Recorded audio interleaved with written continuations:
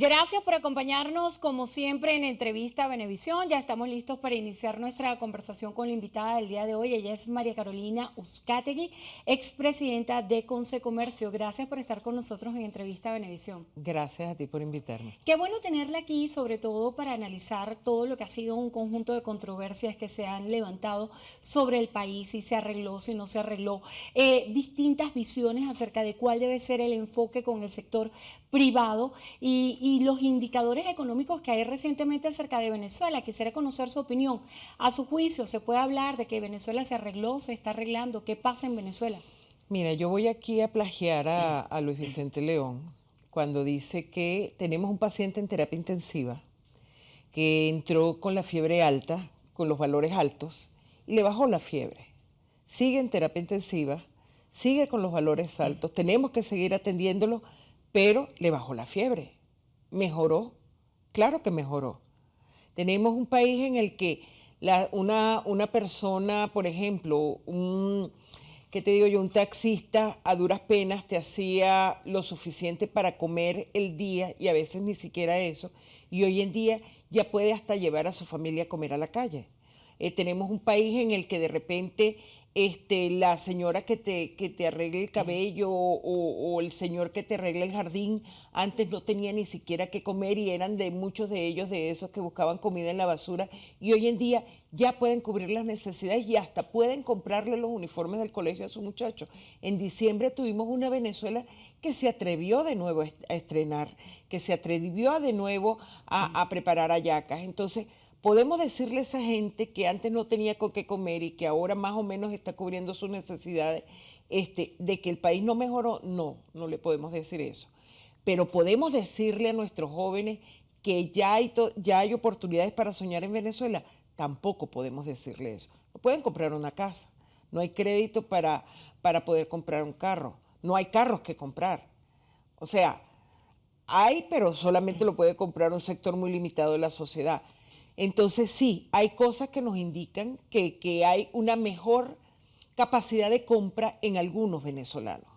Eso hablando de la capacidad del poder adquisitivo del venezolano y la realidad que vive cada uno, siempre se ha hecho referencia a que Venezuela funciona como burbujas y que la realidad del interior del país dista mucho de lo que sucede acá en Caracas. ¿Qué responde usted a esto? Yo vengo de Valera, Estado Trujillo.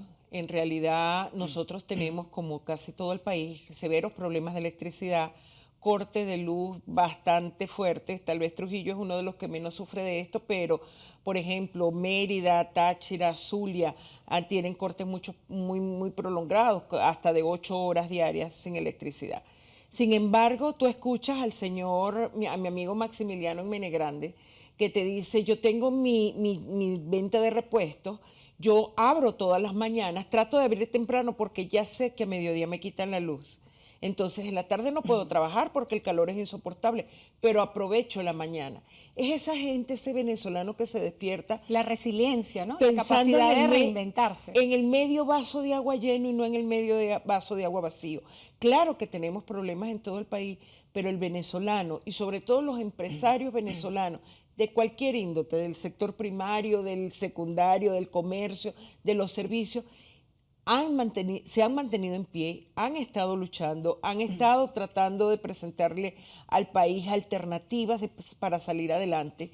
Y bueno, y eso lo vimos indiscutiblemente con el tema de la dolarización. No fue una decisión de gobierno ni de nadie, sino de Una los decisión del venezolanos, mercado. del mercado, de los venezolanos. Y así vamos avanzando. El mercado decidió pagar mejores sueldos.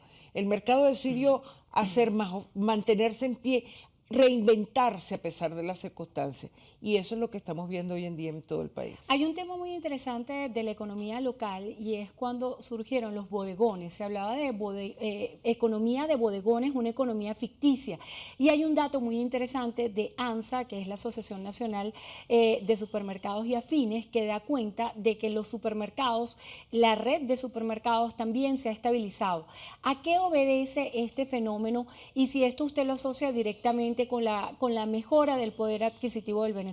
Sí, mira, el tema del abastecimiento también influye mucho en la mejora del poder adquisitivo. Antes una persona lo poco que ganaba lo tenía que destinar a comprar lo que consiguiera y el precio que consiguiera.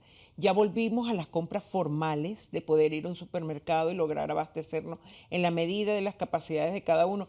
Ojo, todavía no tenemos la dieta que le llegamos a tener hace, qué sé yo, en el 2012, que fue una de nuestras, el último indicador nacional de positivo, por decirlo así, hasta el 2014, que fue cuando comenzó realmente la crisis.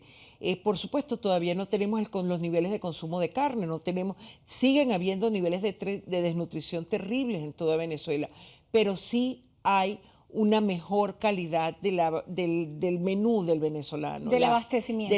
Y el abastecimiento influye en eso, porque cuando yo no tengo que destinar todo mi ingreso para comprar un bulto de harina precocida, que es lo que me ofrecieron en este momento, sino que puedo variar y comprar la cantidad de harina que necesito, pero también comprar arroz, comprar café, comprar otras cosas, puedo hacer mi dieta un poco más variada y puedo tener mejores condiciones nutricionales. Las medidas económicas que se han tomado recientemente en el sector privado, ¿cómo piensa usted han sido vistas? Sobre todo cuando usted representó a Concecomercio y se hacían solicitudes que tenían que ver con el anclaje legal, retomar el esquema de créditos al cual usted también hacía referencia al principio de la entrevista. ¿Cómo avisoran estas medidas económicas?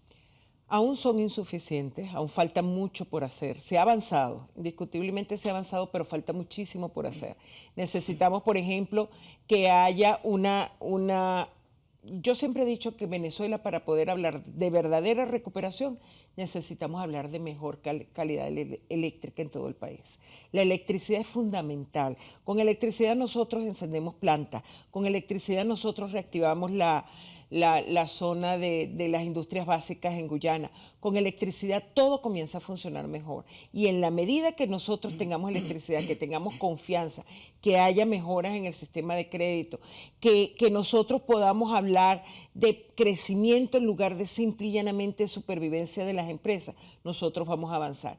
El país necesita confianza, el país necesita electricidad.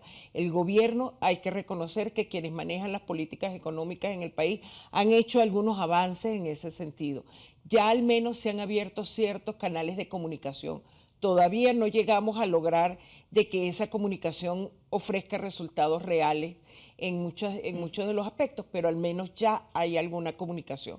Se va tratando de pensar en un país diferente, en un país que necesita de verdad el apoyo de la empresa privada fundamentalmente y del Estado para poder recuperarse. Sin que esa simbiosis no se dé de manera perfecta, entonces vamos a seguir teniendo burbujas en todo el país, vamos a seguir teniendo bodegones y vamos a tener menos crecimiento real del país. Usted ha nombrado una simbiosis que es muy interesante y para que eso ocurra tiene que haber una piedra angular que es la confianza.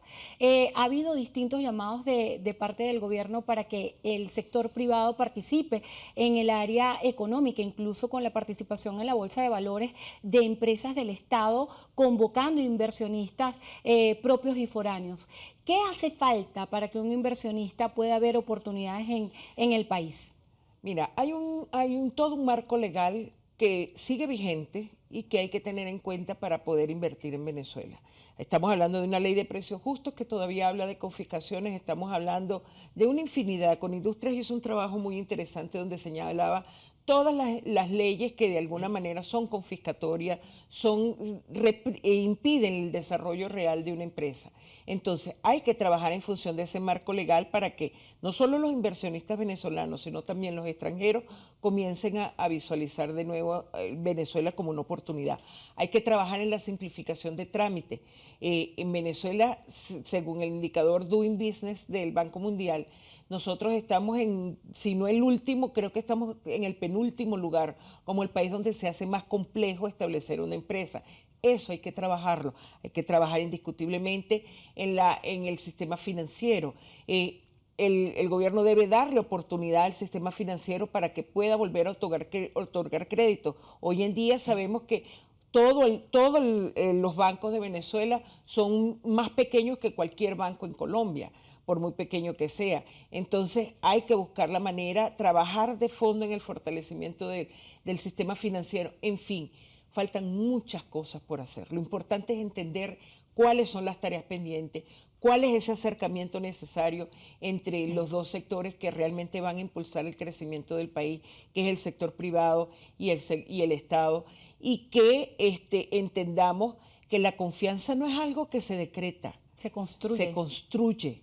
Y se construye a lo interno y se construye a lo externo también. Se construye con leyes claras, con reglas de juego claras y se construye con diálogo fluido entre todas las partes. Empresas petroleras reinician operaciones en Venezuela. ¿Cómo ve usted este anuncio?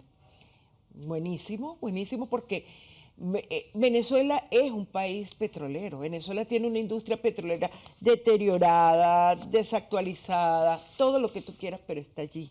El know-how, el país conoce del tema y podemos reactivar y reactualizar todo lo que tenemos para que eso realmente vuelva a convertirse en un apalancamiento. Pero ojo, no podemos pensar en volver a un país rentista, no podemos volver a pensar en un país que dependa únicamente de la producción petrolera para su crecimiento. Nosotros como venezolanos debemos entender que hace falta desarrollar mucho más del país para que realmente comencemos a nivelarnos con otros países. Ya nos queda poco tiempo y para cerrar quisiera hacer referencia también a una cita que hacía Luis Vicente León cuando hacía referencia al proceso hiperinflacionario al cual estuvo sometido Venezuela durante años y decía que esto no podía ser para siempre. Hoy en día vemos que el último reporte de inflación del mes de mayo nos da 10%, inflación de 2 dígitos cuando hemos tenido inflación de 3, 4 dígitos históricamente en lo que va en los últimos años. ¿Qué piensa usted hace falta para que la inflación vuelva a ser de un dígito o que se elimine, que sería el escenario ideal, pero sabemos que es muy poco realista? ¿Qué hace falta desde el punto de vista económico para que la situación mejore desde el punto de vista numérico? Porque los números no son opiniones, son números. Confianza, confianza para poder invertir, para poder producir. Vuelvo y repito, yo soy de las que piensa que Venezuela necesita electricidad y confianza. Eso para mí son los dos, porque ¿cuándo vamos a tener menor inflación? ¿Cuándo vamos a tener un Producto Interno Bruto que cayó 85% y que, claro, Barclays Bank dice este año que vamos a subir a 15%, sí, pero ¿desde dónde vamos a subir? Todavía no llegamos a los niveles de un país real, de un país normal. Entonces, necesitamos confianza, necesitamos que se establezcan las reglas de juego claras y disculpa que sea reiterativa en ese sentido, pero en la medida en que el Estado comprenda que esto es un trabajo de varias partes, no solamente de él, sino de todas las partes que estamos involucradas y fundamentalmente el sector privado de la economía, es que nosotros vamos a lograr salir adelante. Gracias por estar con nosotros en Entrevista a Venevisión, María Carolina Uzcategui, expresidenta de Concecomercio. Gracias por acompañarnos. Y gracias a ustedes también, como siempre, por estar con nosotros. Hacemos una breve pausa. Al regreso más de Noticiero Venevisión. Quédense allí que ya venimos.